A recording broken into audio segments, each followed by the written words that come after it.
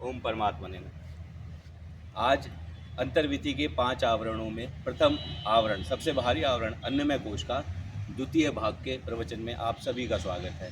इसे अन्नमय कोश इसलिए कहा गया क्योंकि यह अन्न द्वारा पुष्ट होता है। जब सदगुरु की कृपा से जब शक्ति अंतर्मुखी होकर के, जागृत होकर के जब अंदर की ओर भगवत मार्ग में आगे की ओर साधक को बढ़ाती है, तो सबसे पहला आवरण जो है अन्नमय कोश है, जहाँ पर विषय विकारों का और शक्ति की अंतर जागृति का संघर्ष चलता है। जब इसको साधक पार करता है, तभी जो है साधन के उच्चतर स्तरों पर साधक रमण करता है। तो आइए और गहराई से जानते हैं आज अन्नमय कोश के बारे में। चलिए चलते हैं आज के प्रवचन में। जय गुरुदेव।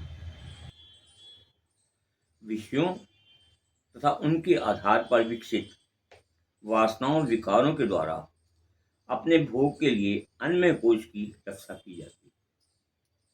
उनका ये संघर्ष अध्यात्म के विरुद्ध होता है। जब विषय शरीर का रस निचोड़ लेते हैं, उसे फेंक देते हैं तथा रक्षा करने के लिए, भोगने के लिए नया शरीर ले लेते हैं। किंतु अध्यात्म के विरुद्ध लड़ा जाने वाला ये युद्ध बड़ा विचित्र है। जो लड़ा तो अंतर में जा रहा है, किंतु दिखाई बाहर होता है। वासनाएं तथा अंतर शक्ति दोनों ही एक दूसरे को अंतर में पछाड़ने के प्रयत्न में है, किंतु सामान्यतः वासनाओं विकारों का पल्ला भारी रहता है। आध्यात्मिकता दबी सहमी सी अपने आप को छुपाए रखने के प्रयास में ही लगी रहती है। जब अंदर के तार हिलता है, तो अन्नमय कोश के अंदर बाहर दोनों ओर वासनाएं सक्रिय होती हैं। सत्कर्म, सद्विचार, सत्संग, उपासनाएं ये तो मुंह छुपा लेती हैं या उनका कोई प्रभाव नहीं होता। जब कोई साधक वासनाओं तथा विकारों की प्रचंड आंधी में भी साधना का दीपक जलाए रखता है, तो उसे किसी सामर्थ्यवान शक्ति संपन्न पूर्ण गुरु की कृपा प्राप्त हो जाती है। तो शक्ति शरीर तथा अन्नमय कोश के अंदर प्रवेश करने को प्रेरित करती है। यहाँ एक ही व्यक्ति चेतना की क्रिया दो भागों में विभक्त हो जाती है। जो बाहर को प्रेरित की उसे चेतना, जो अंतर में जाती है उसे प्रत्यक्ष चेतना कहते हैं। एक पूर्वार्थ इंद्रियों के माध्यम से जगत में क्रियाशील बनी रहती है, दूसरी विषयों को की ओर से उदासीन होकर बाहरमुखी का त्याग कर अंतर प्रवेश के लिए तत्पर हो जाती है। इस बात को ऐसे भी कहा जाता है कि शक्ति ही अन्नमय कोश के विषय वासना रूपी योद्धाओं से अन्नमय कोश की रक्षा के लिए सहयोग करती है। तो बिना शक्ति के कुछ हो नहीं सकता। संसार के कार्य भी शक्ति होती है, पर हमारा अहम शक्ति को पीछे छोड़ देता है और अंतर में हम शक्ति को समर्पण कर देते हैं। प्लस शक्ति ही उनके संहार का उपक्रम करती है। चैतन्य शक्ति को अंतर प्रवेश के लिए सर्वप्रथम जगत विषयों तथा दृश्यों का अभाव आवश्यक है, जबकि जगत विषय तथा दृश्य उसका मार्ग अवरुद्ध करने का प्रयास व्यक्त करते हैं। इस प्रयास में इंद्रियां भी विषयों का साथ देती हैं।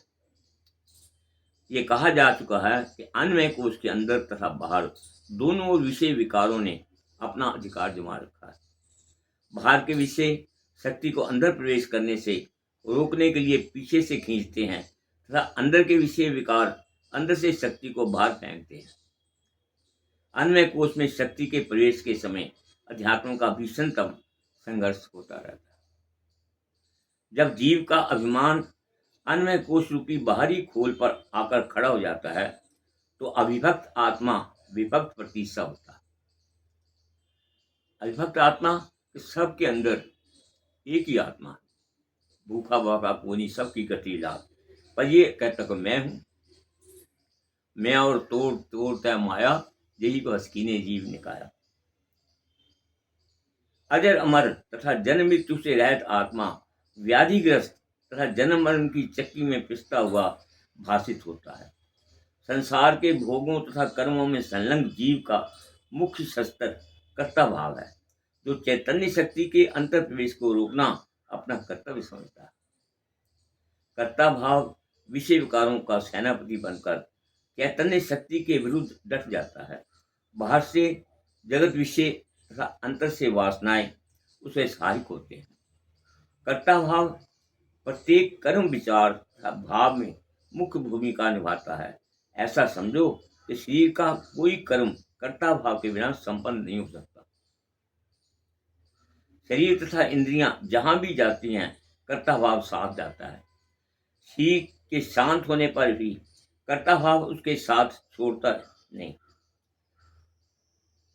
कर्ता भाव भी जड़ चित्त में है, किंतु उसका कार्य क्षेत्र अन्वय कोश ही है। मानो अन्वय कोश तथा कर्ता भाव दोनों एक रूप हो गए हैं।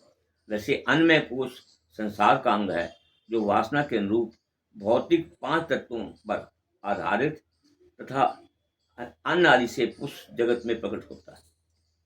तो विश्व के आधार क्या है? शब्द का आधार कान है, स्पर्श का शरीर है, रूप का आधार आंख है, रस का जीवा है, गंध का नाक है। एक साधक ने प्रश्न किया कि मनुष्य के अन्वय कोश तथा मनुष्य से इतर योनियों में के अन्वय कोश में क्या अंतर है?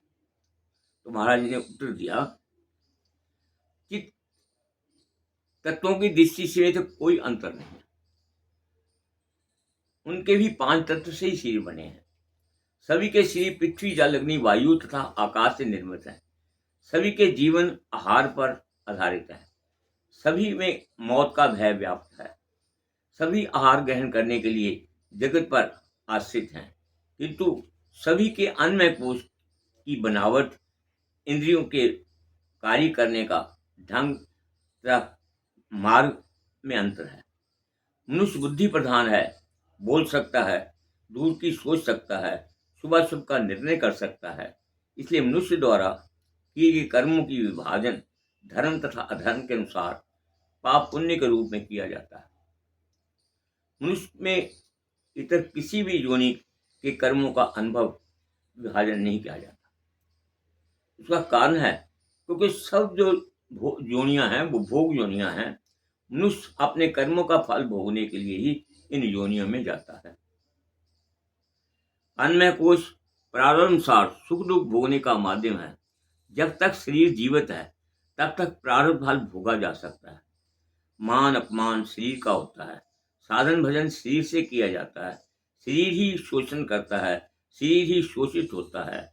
यदि भी सुख दुख चित्त अनुभव करता है, पर अनुभव का आधार शरीर होता है। शरीर से ही हम कर्म करते हैं, तो जैसा करते हैं वैसे शरीर से ही भोगते हैं। शरीर ही सोता जागता है, शरीर ही खाता भागता है, शरीर ही रोता हंसता है।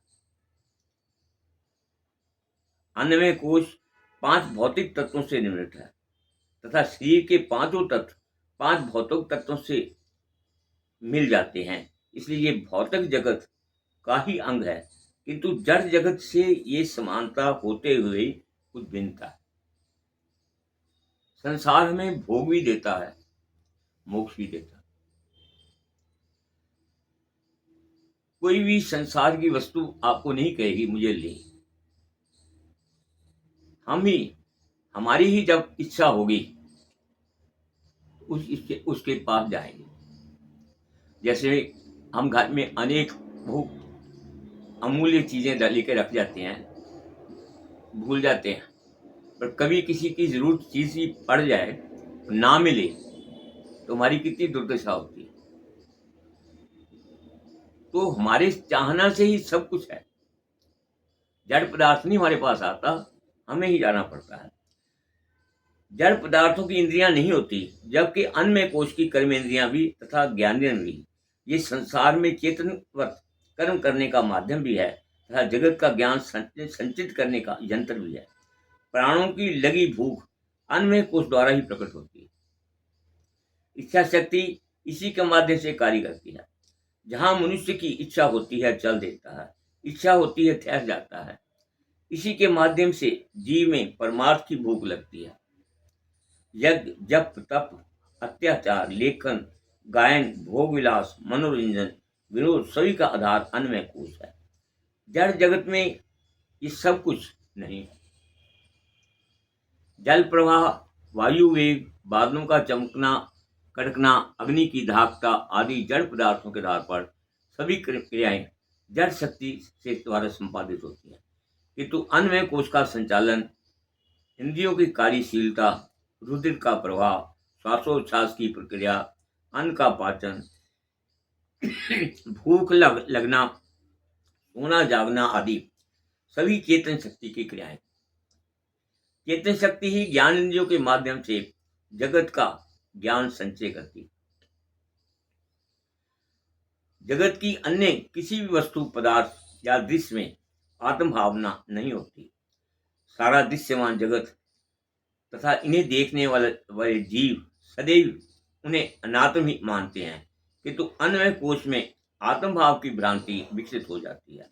अध्यात्म जिज्ञासुओं का सर्वप्रथम कर्तव्य किसी प्रकार अन्वय कोश में इस भ्रांति को समाप्त करना है, जिसके लिए आत्मिक चैतन्य शक्ति की अन्वय कोश से एक रूपता समाप्त कर दोनों की पृथकता की अनुभव करना होता है। एक कार्य केवल विरोधी भावना से कि मैं शरीर नहीं हूं हो पाना संभव नहीं।